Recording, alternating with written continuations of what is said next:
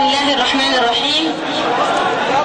ولا تحسبن الذين قتلوا في سبيل الله أمواتا بل أحياء عند ربهم يرزقون. أيها الإخوة، السلام عليكم ورحمة الله وبركاته. قبل 5 أعوام من الآن وفي مثل هذا اليوم كان المناضل الكبير الشهيد جار الله عمر يعمد التحيات حكمة بالغة وبوصلة لرواد ودعاة النضال السلمي. أيها الإخوة، علينا أن نتذكر جميعا أن نضالنا السلمي ليس مفروشا بالورود، ومن الآن سيكون علينا إظهار الاستعداد الكامل لدفع التضحية مهما بلغت.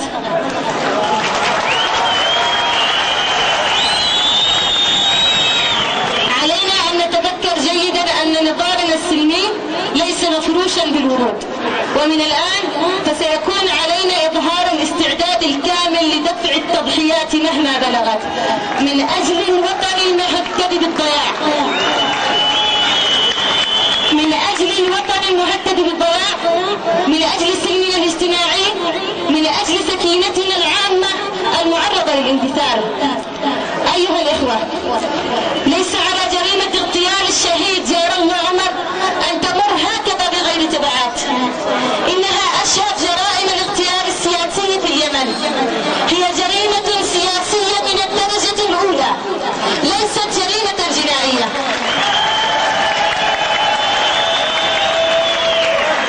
جار الله لم يقتل أثناء شجار على قطعة أرض أو خصومة شخصية له مع قاتله. جار الله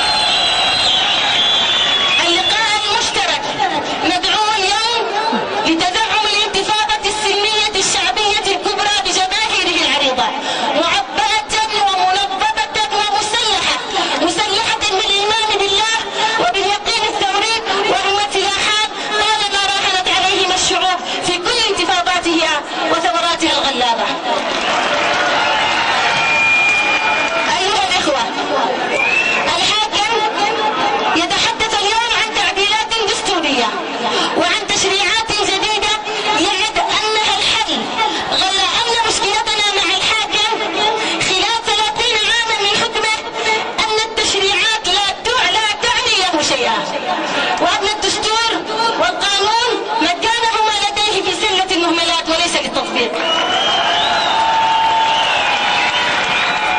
يتحدث الحاكم اليوم عن تعديلات دستورية وعن تشريعات جديدة يعد أنها الحل، غير أن مشكلتنا مع الحاكم خلال 30 عاما من حكمه هي أن التشريعات لا تعني له شيئا، وأن الدستور والقانون مكانهما لديه في سلة المهملات وليس للتطبيق.